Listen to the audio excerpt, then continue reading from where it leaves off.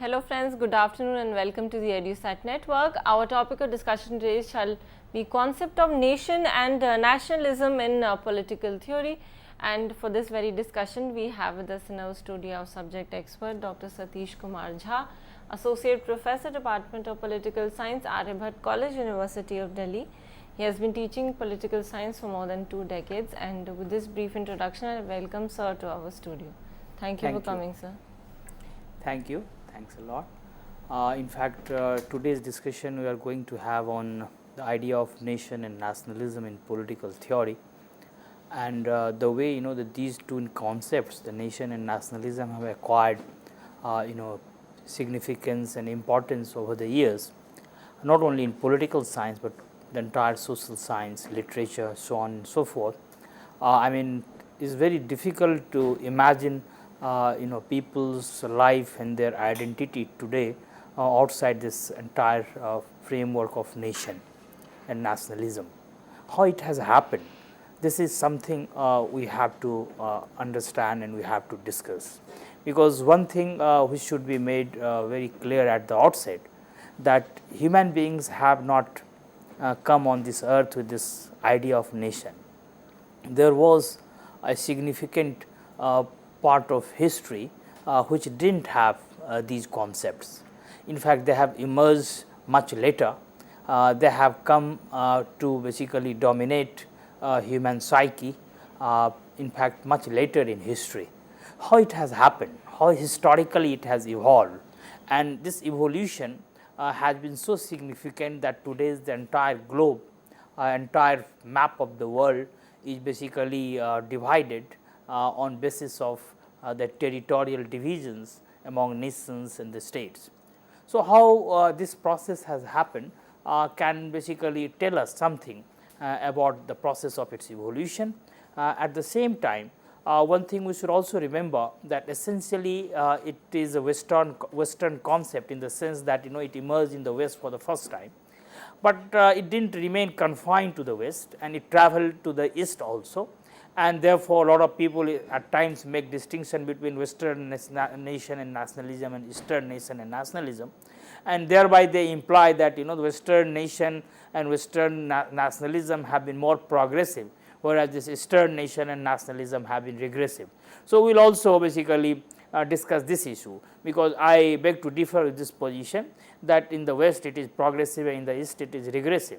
There are both progressive and regressive dimensions of this concept, and they are equally true both about the West and the East. So, this aspect also we will touch in course of our discussion.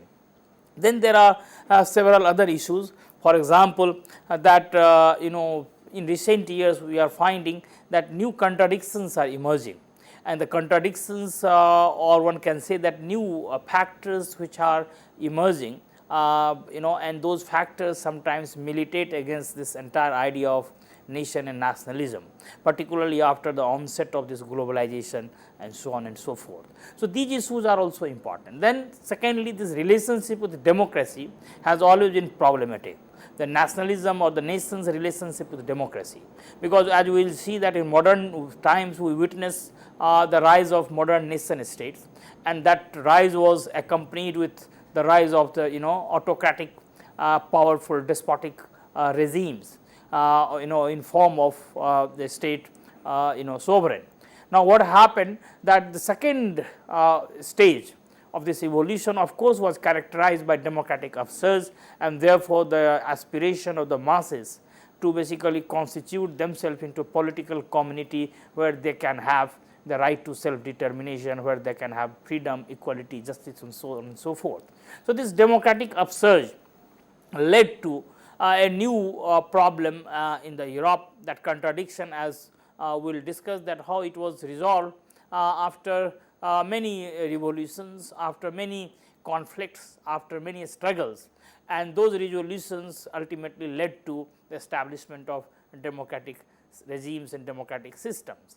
But I think that that was not the end of the story. Now, this contradiction which surfaced at that time has always been shimmering there.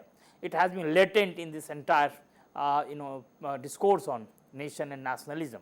Now, we recently have seen that this has been unfolding in particularly West Asian region, particularly as it is popularly known and called now the Arab Spring, that how the people in the Arabian world basically revolted against their political authorities and political regimes, particularly they revolted on issue of rights, liberty, democracy and participation. And those regimes were basically using this ideology of nation and nationalism to legitimize their rule. But so far as this democratization is concerned, they always developed cold feet. They did not try to devolve power, decentralize authority, and therefore denied the people their due into the governance of the societies.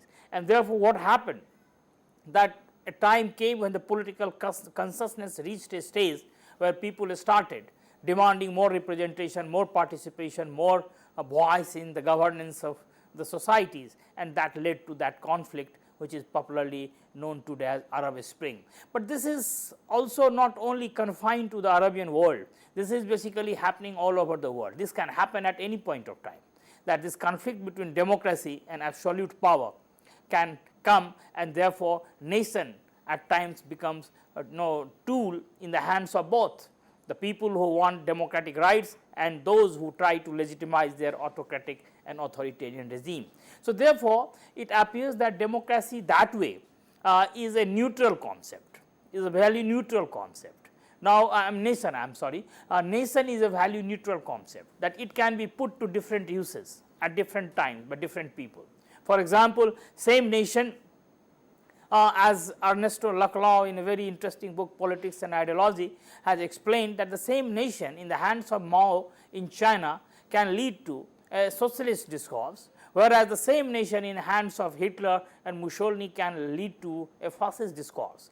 So therefore, the nation per se is neither progressive nor regressive. The thing is that how it has its engagement, how it has its articulation with different social forces, the class forces. In fact, Laclau's reference point of reference is of course the class politics, that it is basically articulation with the proletarian sections of the society led to this kind of nationalism in China, whereas its articulation with certain other sections of the society, a different class and different classes led to its fascist and the Nazi articulation. So therefore, in fact, one thing is quite clear, that nation per se is basically neither progressive nor regressive. It depends that how basically it is used, how it is made use of, what type of articulation it has with the different social forces and the class forces. Now, we will basically, if we time permits, we will also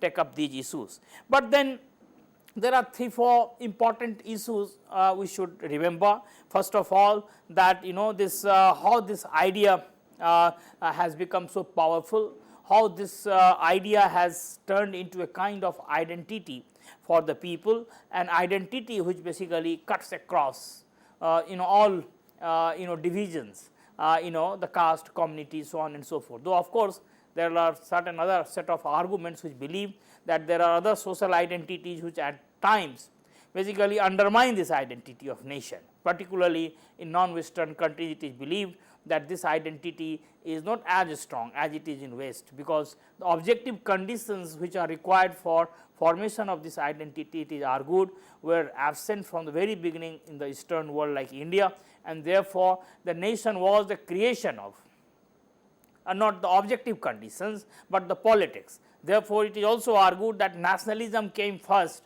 and nation basically followed it, unlike West where the nation came and then of course the nationalism emerged out of that consciousness. But in fact, there are other scholars who now have started arguing that nationalism has always been more important than nation.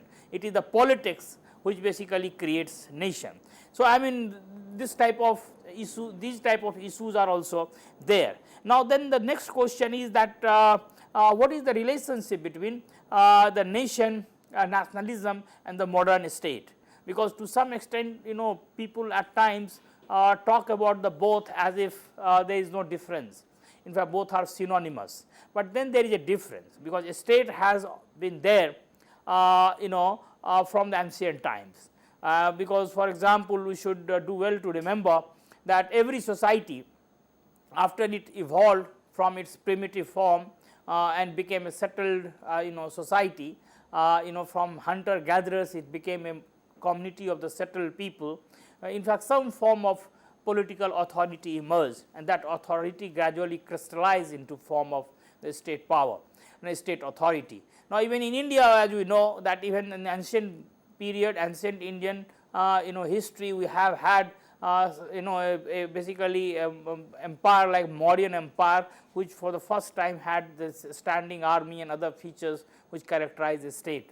So, therefore, what has happened that the state has always been there, not always been there, but at least in the known history. But the nation, of course, has always not accompanied this state power. Now, it came much later.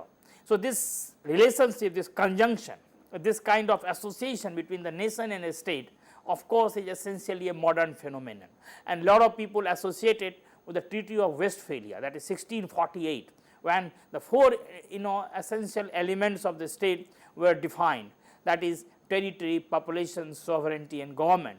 Now, the Westphalian treaty, or at times it is also referred as Westphalian principles, what has happened that this concept of nation state crystallized and emerged in Europe, and gradually what happened that for the first time we find that in Europe, when this fight started, when this transition took place from feudalism to capitalism, when the attempt of the new emerging class, the mercantile class, the merchants, the industrial capital much later, but initially this merchant capital, bourgeoisie, when they wanted a kind of unification, consolidation of territories, the markets, what happened that it was basically in their interest that there should be a powerful state, a powerful authority in place, which can basically unite the territories, which can unite the people, which can provide a common identity to the people, because earlier commonality or the identity which had unified the people under the feudal age,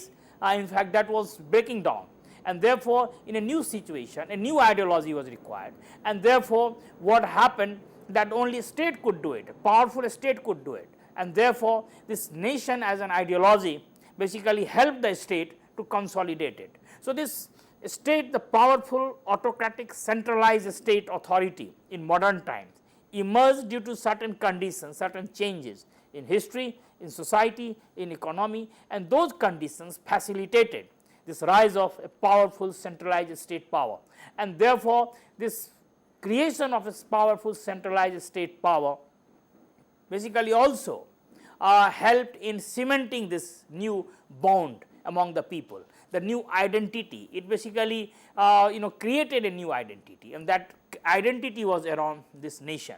So, therefore, this relationship between state and nation is very significant and very important, because it has emerged in modern times with the help of the state and the state authority, that can be basically demonstrated with the help of European history, particularly West European history. But one thing is quite significant here, that this relationship between nation and state therefore is not there from time immemorial. It is not there from the beginning.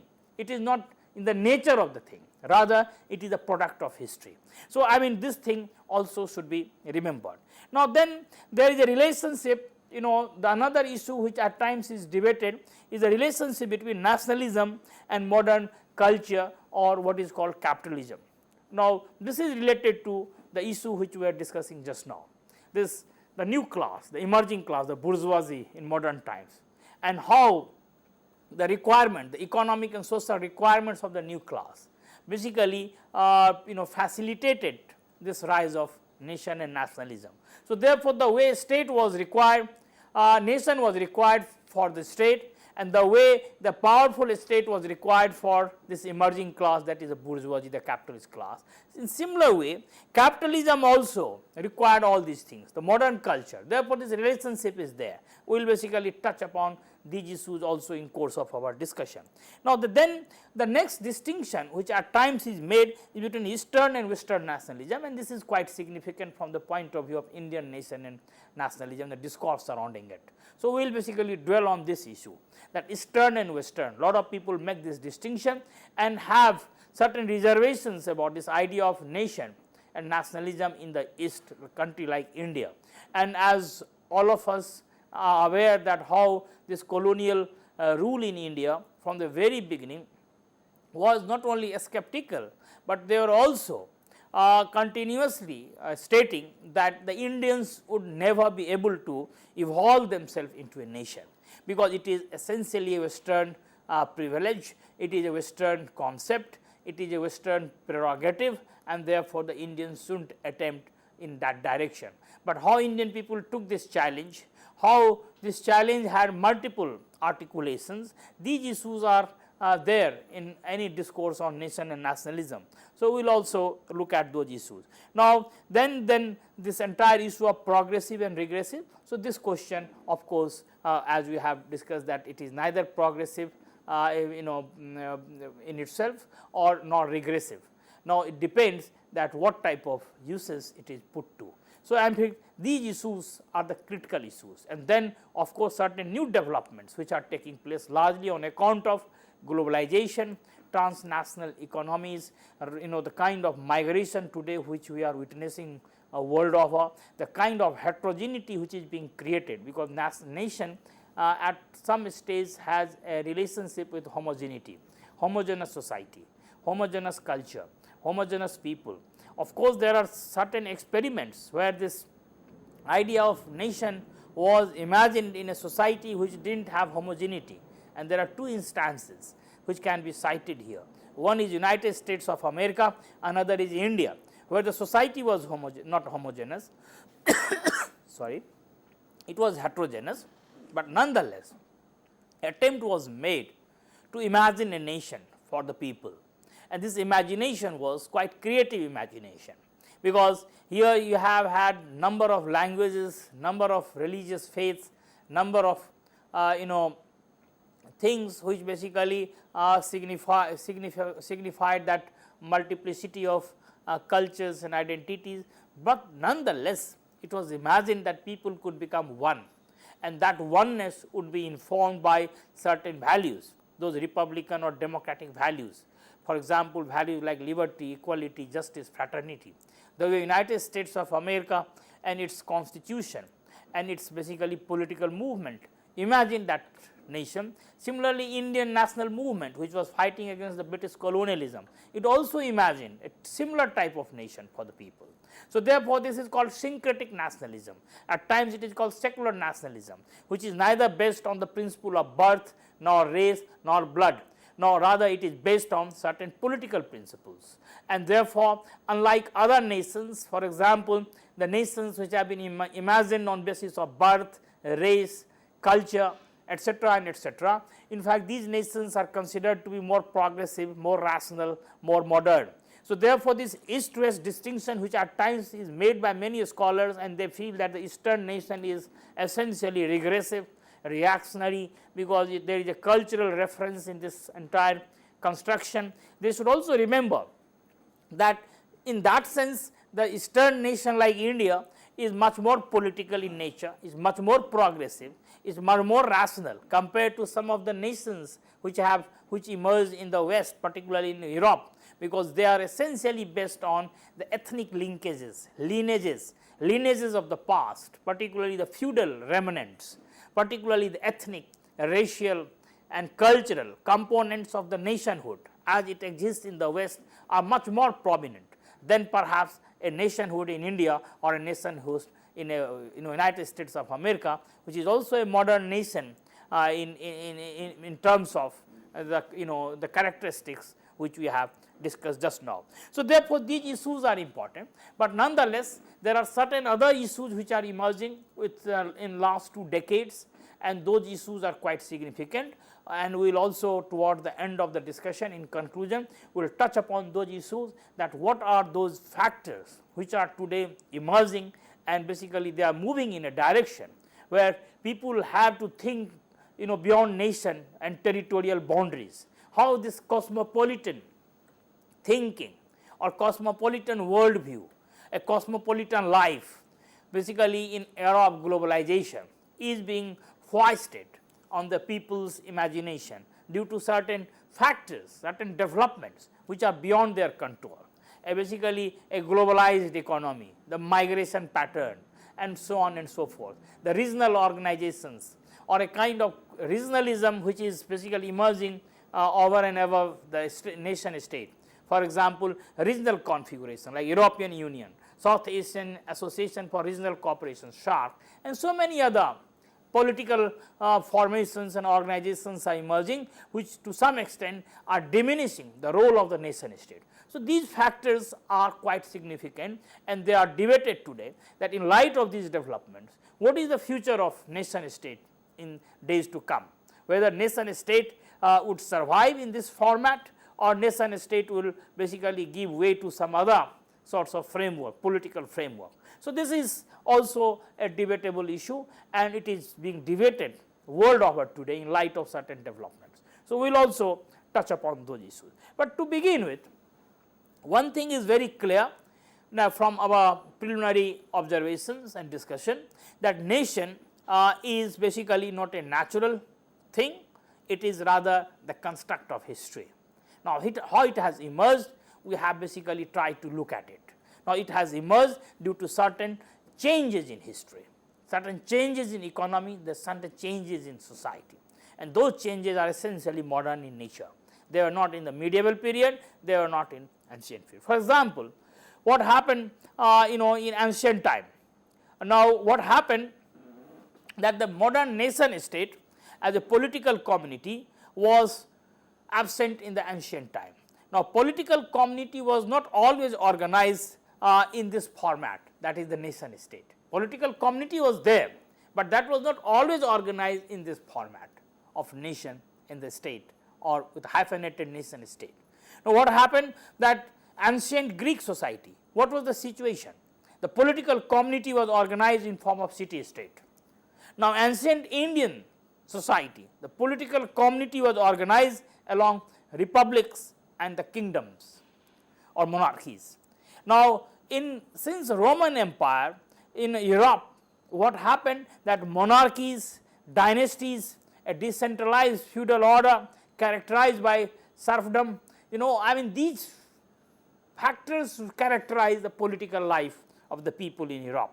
So, kingdom and empire were the more dominant features of the medieval European society. So, if we basically do a kind of cursory, if we give a cursory glance on history, what we find that every epoch in history did not have the political community organized around this line of nation and state. So, therefore, one can say that nation is essentially a modern phenomenon. It has emerged in modern times. How it has emerged, we will just take up this issue in fact in just few seconds. Now, what has happened that before we move to this evolution historical part, we should also understand the difference between ethnicity, nation, nationalism and so on and so forth. What is the difference? Nationality. So, therefore, nation, nationality, nationalism and also ethnicity, there is a distinction, and at times people commit a mistake while understanding these four things. Now, what happened that when ethne, that is a group, a social group, ethnic group, when it settles on a particular territory and it has few things, few attributes like culture, it has history, it has a language, then that group is considered to be a nationality.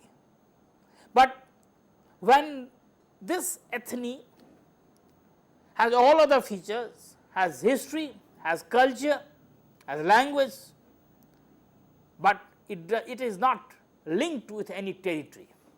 It is a free floating community, a group.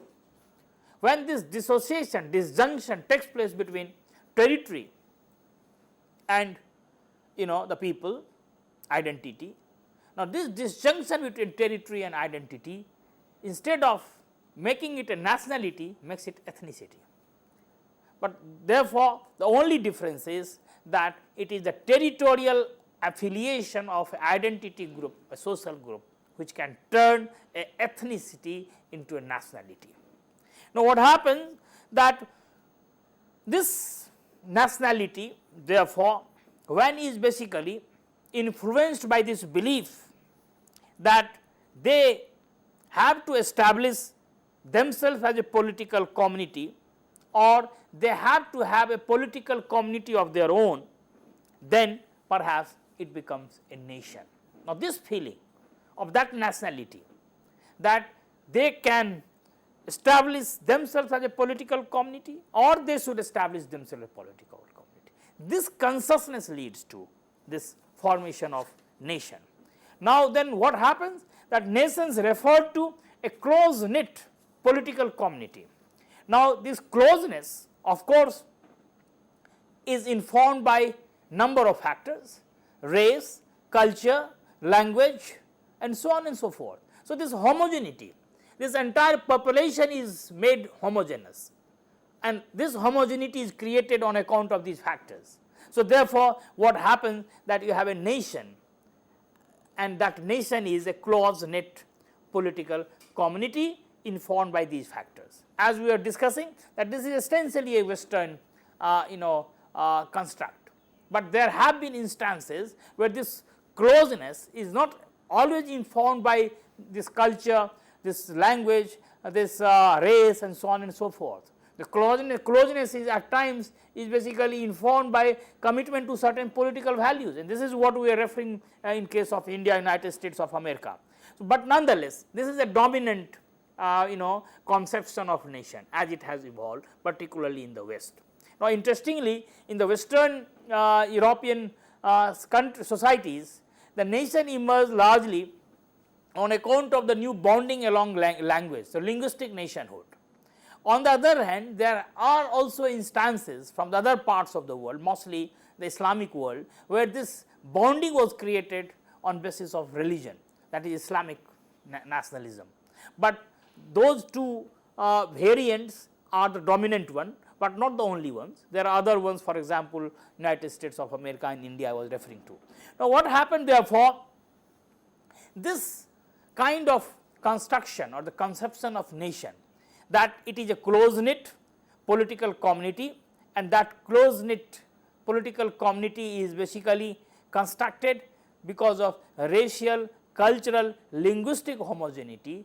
This criteria in today's world is very difficult to satisfy, because today in fact there is no society in the world which can be called homogeneous from this point of view, because you have this migration, you have this heterogeneity, you have the cultural intermixing, you have this multiculturalism as a dominant feature of all the societies in today's world, because of migration, because of communication revolution, the changes, and so on and so forth. So, multiculturalism today is a celebrated value, and therefore, this type of criterion is very difficult to validate any nation today as it is basically available in theory. Now, what happened therefore, that this entire thing as we were discussing, that ethnicity, how ethnicity leads to nationality if that ethnic group has a linkage with territory. So, ethnicity can turn into nationality, the nationality can turn into nation, and that nation, as I told you, that when this consciousness dawns on that particular group, that they can constitute or they should constitute themselves as a political community.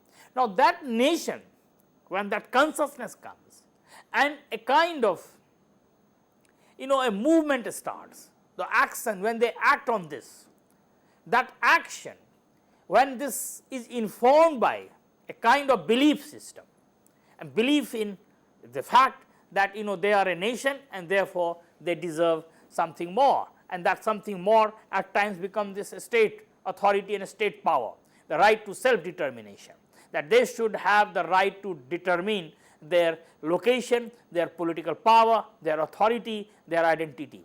Now, this right to self determination, this ideology of having this right becomes nationalism. So, therefore, this identity of nation leads to nationalism. So, this right to self determination, this nationalism therefore, in 20th century became a very powerful ideology. So much so that after First World War, the right to self determination became the most dominant feature of the political discourse, so much so that Wilson's 14 points after Paris settlement after First World War referred to this right to self determination, that minorities, because who were spread in different parts of the world, because after the collapse of the big empires there were only few exceptions like Britain and other, where the societies remained homogeneous, and there was a close kind of linkage between territorial boundaries and the ethnic identities. But other societies had multiple ethnic groups inhabiting the same territory. Best example is Bosnia and Herzegovina, and therefore what happened, that this minority problem exploded into a big issue at that time, and therefore this right to self determination as a principle was championed by none other than Wilson through his 14 points. So, right to self determination became the dominant credo of the post First World War world history. Now, this right to self determination had a different connotation at different points of time. Now, the right of self determination, of course, that every nationality should be basically given the right of self determinations. That means every nationality should have political sovereignty, that they should basically decide their political fate, they should have control on the political power, political authority. Now, this dimension, this right to self determination was a new dimension, new feature of this discourse around nation and nationalism. But here therefore, what is important to understand the distinction between nation and state. We of course, we touched upon this issue earlier also, but in fact, it is in the fitness of things that we should also have some idea at this stage. Now, one thing is very clear, that nation is a subjective construct, whereas the state is the objective construct. Nation cannot be described, or nation cannot be objectively proved or objectively shown, whereas the state can be through its agencies, through its instruments, and so on and so forth. So, nation and state of course have two different representations and connotations. One is subjective, another is objective. Now, what happened, one is a fact, other is a value. Now, what happened, that this nation state therefore, in spite of having this difference, in modern times they have coexisted, and how they have coexisted, this is also an interesting story. For example, as we discussed earlier, that when this transition was taking place from feudalism to capitalism in Europe, basically the first stage of this fight was that people wanted a powerful autocratic state to basically liberate themselves from the clutches of the church and the pope. So, this autocratic centralized state authority was the demand of the day. Now, therefore, 1649 and Puritan and many other revolutions are the best example to explain it. Now, when a powerful centralized state authority was established, then what happened, that the kind of cohesiveness in society which was available there earlier with the help of primordial loyalties, culture, and so on and so forth was not possible, and therefore, how to have this cohesion, and therefore, the state had to rely on this idea of nation, this new identity, the new loyalty to the state power, that people would remain loyal because of this idea of nation and its relationship to the state. So, people inhabiting a particular territory having a loyalty to this political authority as a symbol of their unity, and therefore, this relationship between nation and state was forged in the very beginning of modern history. Now, what happened, that therefore, in fact, one of the scholars, Hans Kohn, he says that nationalism demands a nation state, because what happened, that only a nation state can give a coherence to this narrative of nationalism. Now, to the extent that one leading thinker, sociologist Max Weber, he said that nation is community of sentiments which would manifest itself in the state. So, state is basically the manifestation of this sentiment.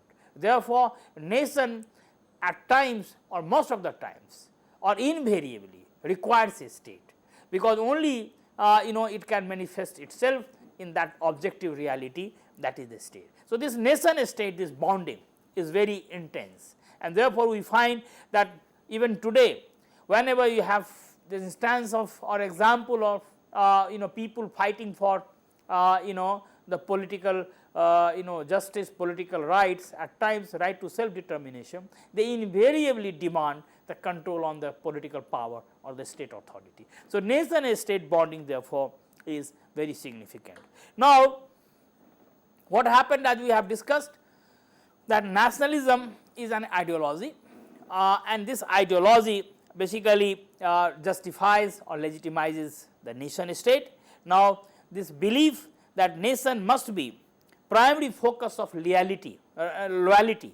Now, this belief is basically that is the it should be the sole object of political allegiance. Now, this belief or this kind of thinking is basically the product of nationalism, that nationalism believes that nation must be the primary focus of loyalty and the sole object of political allegiance, and the state, which basically is aligned with this concept, can command unforced allegiance of the people. So, therefore, this nation state bonding is quite intimate and quite important, so far as this entire construct of nation in modern times is concerned. Now, after this brief definitional and the theoretical explanations, what I would like to do is to have a brief glimpse of its evolution in modern times. Now, as I mentioned in the very beginning that it is essentially a modern phenomenon, it emerged mostly in the Western Europe. Now, 18th and 19th century at times is referred as the period when this idea of nationalism held sway on the minds of the people. Now, 1648, the Treaty of Westphalia, which I was referring, is considered to be the most important landmark in history, when the four essential elements of state were defined, and that is also considered to be the beginning of nation and state, when the two ideas were basically joined hands. Now, 1648 Treaty of Westphalia, when you had territory, government, sovereignty and population, the four features, essential features of the nation state were basically understood and explained and defined. Now, what happened, that this process in fact started in 14th century itself, largely on account of 2-3 developments. First, it was the decline of Holy Roman Empire, and that was basically also the period when we have had 100 years war between the France and England. Now, what happened, that most important factor for this rise of the centralized modern state in Europe in 16th and 17th century was of course these developments which we have just now seen. Now, what happened, that the nation basically therefore got a structural connection with the state because of these developments, as you were mentioning, centralized state trying to consolidate or basically to force the identity of the people, the new identity, this imagined identity, now through this construction, through this construct, and therefore nation came as a rescue for the state. So, nation and state joined hands in history. Now, what happened, that the rise of this modern state, which basically predates the rise of nation, even in modern times, the nation came later. Earlier it was the centralized, powerful, autocratic state, and then nation and nationalism and ideology was invented by it. Now, how this happened? Now, of course, the both were the demands and the requirements of the new class, the bourgeoisie, the capitalist class, but of course, it had a sequence of events, I mean, so far as the origin is concerned. What happened, that the feudal Europe, as it is well known, was basically a fragmented society, because this fragmentation or the consolidation of political authority was not there. No centralization was possible, because horizontally it was basically a split between the two sovereigns or two authorities, the church and the king. Now, this vertical split was along this feudal lords and the serfs. So, what happened, that along two lines this feudal Europe was basically divided, separated, split on vertical and on horizontal. Horizontal, the two sovereigns, the two authority or two sides of power, one in the hands of the Pope and the Church, another in the king or basically the monarchies. The second, the vertical, that feudal lords and the serfs. So, because of these social and economic factors, it was not possible to have a centralized political authority in the feudal period. Now, what happens that this absence of the two important factors also prevented the rise of any such ideology called nation or nationalism. One was the residence clause, another was citizenship principle.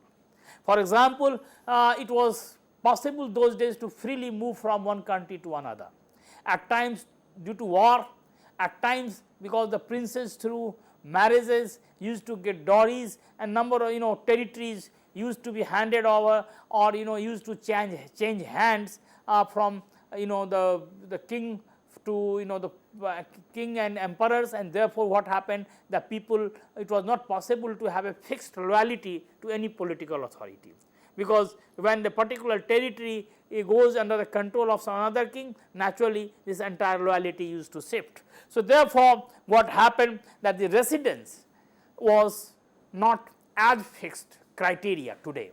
For example, the residence, territorial residence and its linkage with political authority was not possible. Another thing, the modern conception of citizenship with the law, with the rights, its linkage with the constitution, these things were absent, and therefore, both these factors facilitated a continuous migration or the movement across territories. Now, along with these two factors, there are other factors as well. Now, diversity in terms of the customs and diversity in terms of speeches, languages. Now, local customs were basically the order of the day. People did not have any unified notion of culture.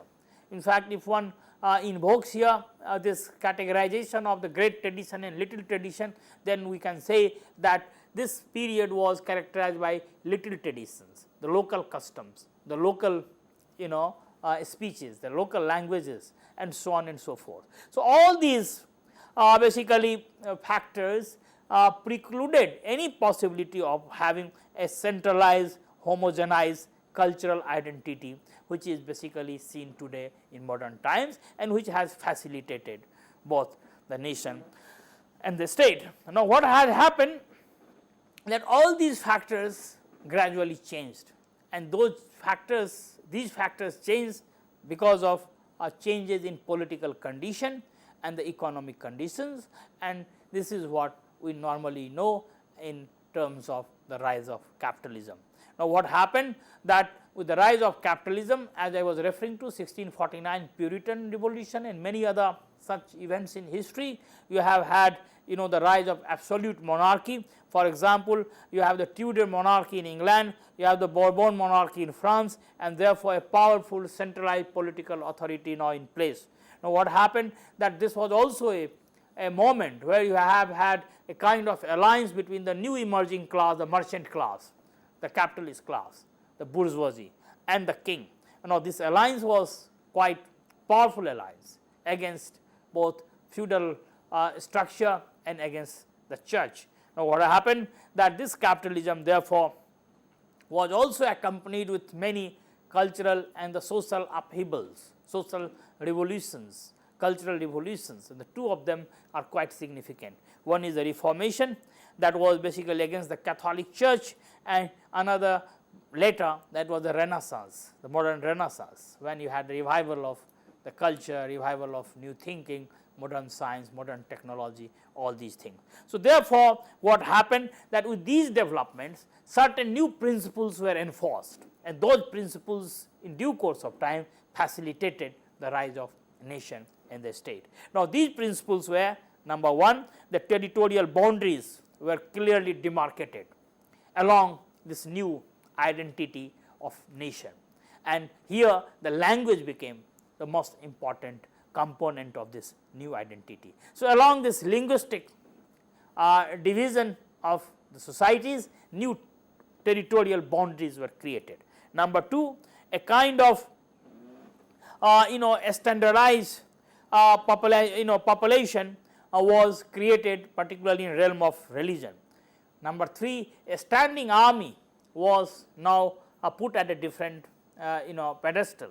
Number 4, rules of residence were strictly enforced, unlike the other the earlier ages, earlier eras, when there was a free floating community. There was a very easily and conveniently undertaken mobility, when this migration was order of the day. So now you have you had a situation where this restriction on residence was strictly basically enforced. Now then the sense of loyalty was now, and identity was clearly defined.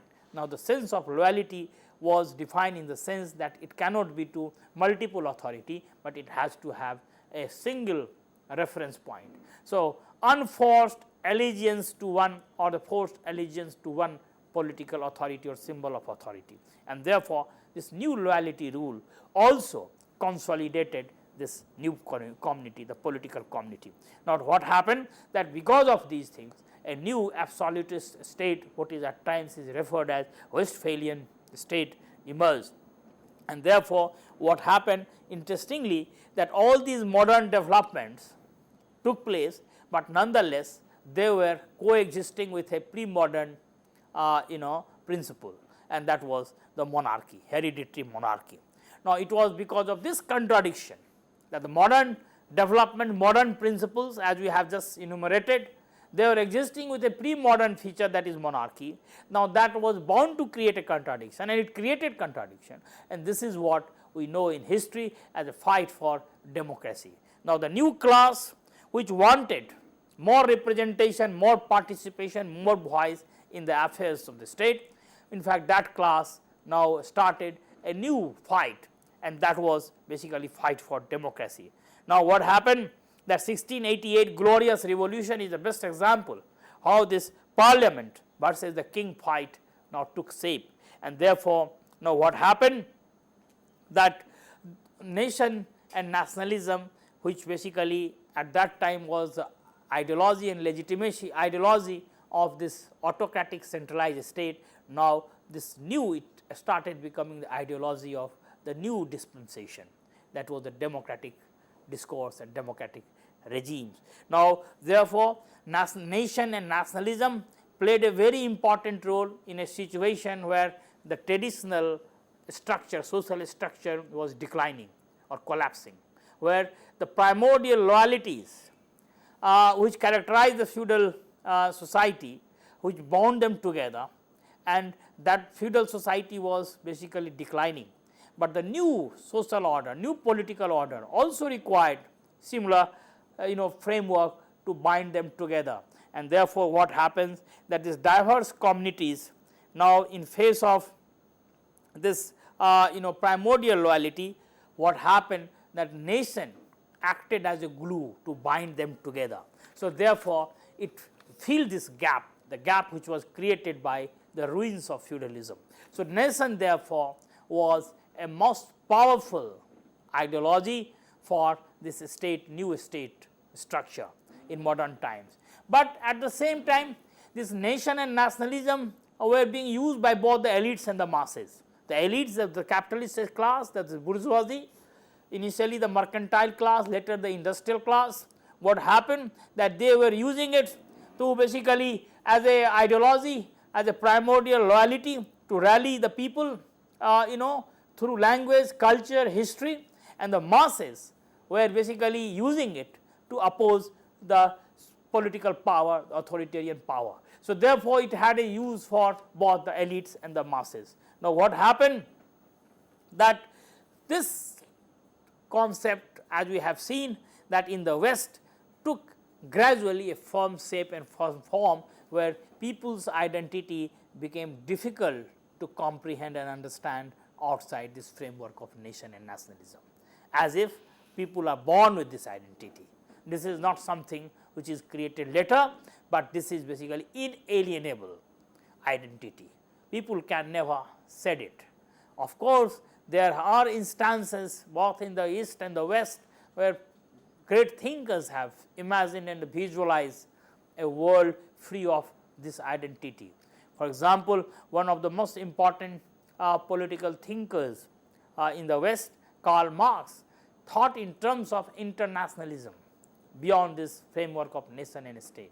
In fact, he criticized this nation as a bourgeois ideology, as a false consciousness, as the need and requirements of this dominant class to force a new identity to legitimize its rule, and therefore, he talked of internationalism of the working class, a kind of internationalism which will pave the way for the creation of a socialist or the communist social order, where there will be no exploitation, no alienation, where each will get according to his need.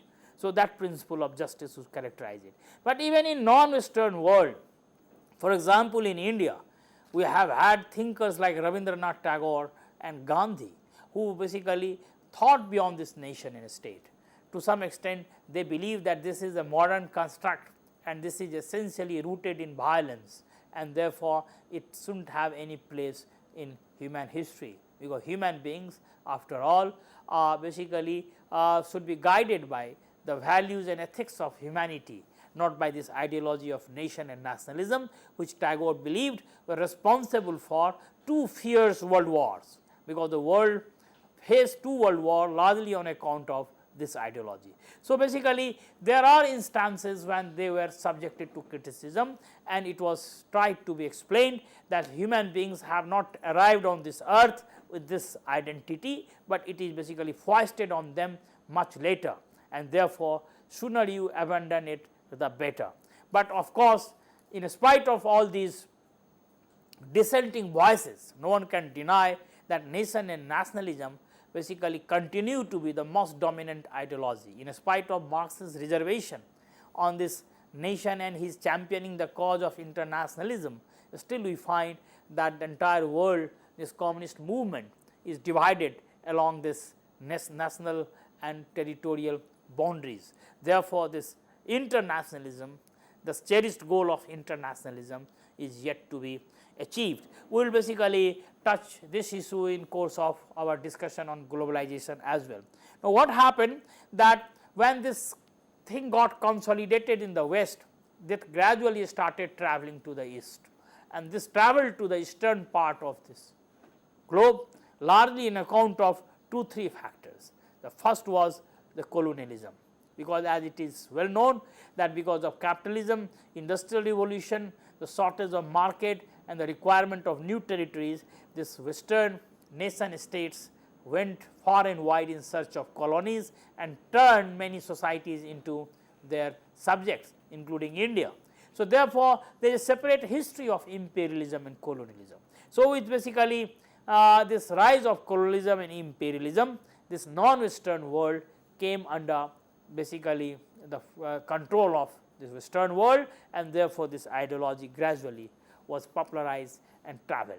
Though of course, they did not intentionally popularize it, because as I was mentioning in the very beginning, Britishers from the very beginning were quite skeptical that Indians would ever become a nation.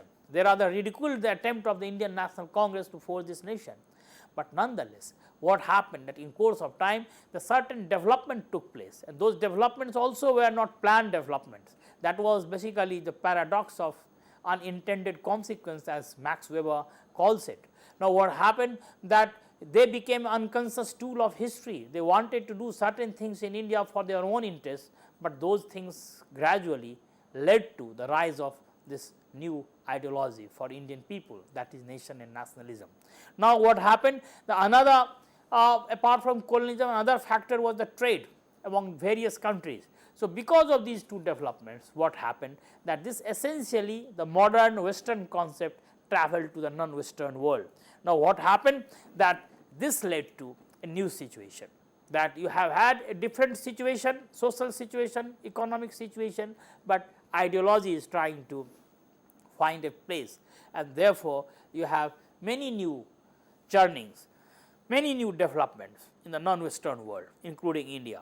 For example, this Indian discourse on Indian nationalism is itself quite imaginative, quite fertile, but of course, the time does not allow to enter into that debate. But this elites and masses thing is significant in Indian context. It started as elite discourse, the moderates, the middle class, this basically the creation of the British English education, but gradually with the rise of Gandhi, this elitist discourse of nation and nationalism started becoming a mass, the tool of the masses, and therefore, it became a mass movement, and the people started, the masses started taking the center stage. So, from elite to this transition to the mass, nationalism in India. And then later on after independence, this nation state, because earlier what happened, the nation and state were separated. Nation was being used by the people and the state was used by the British rulers. But after independence, when they joined hands after freedom movement under Nehru's leadership as a prime minister, this concept of new nation state emerged. And in India, this nation state wanted now to basically create two things, create a kind of democratic order for the people and break from the dominance of the global capital. Now, what a lot of scholars have been debating in name of dependency, neo-colonialism and so on and so forth. So, these developments are there. Then there are certain theoretical questions as well, for example, which have been discussed by a number of scholars like Carl Deutsch, who believes that nationalism and social communication in his book, and he believes that modern communication and the modernity are the backbone of this new ideology. Now, Gellner, he believes that in his book Nation and Nationalism, that it is a cultural factors. For example, the pre-existing factors at times are used, sometimes they are erased, sometimes new factors, cultural factors are created, but culture nonetheless is the most important factor which leads to this rise of this identity. Now, what has happened, that capitalism and nation, another issue which has been a matter of debate, as we have just seen that it definitely emerged with the rise of capitalism, but this relationship has been was tried to be explained by Karl Marx and many others later, believing in that political ideology, and they have tried to explain that how capitalism and nation have a very problematic relationship. Now, the progressive and regressive is dimension of nation are also basically understood largely in terms of this relationship. But toward the end, what I would like to point out that 2-3 developments in recent years, recent decades are basically leading to a more creative engagement to this concept. One is this globalization, creation of one global community, and that is basically the way the boundaries, territorial boundaries are getting shrunk, the way the people's new identity as a community, I mean the member of this new world society, that is globalized society. In fact, this entire future of nation state is being debated today, that how long it will survive. Because what has happened, that transnational economies are emerging, migration pattern is basically leading to a new diaspora which is spreading world over, and then you have these regional configurations, the European Union, SHARC and so many other things which are diminishing the influence of nation state and its political authority. So, these new factors are leading to a new debate on this question of nation and nationalism, but the debate goes on. I will stop here. Thank you so much, sir. And friends, this was our lecture on concept of nation and nationalism in political theory. Of course, with little or no time left, we would like to sign out, but of course, we must thank sir before that. Thank you, sir, so much for being here and sparing your valuable time. So, thank you, friends. Have a wonderful day ahead.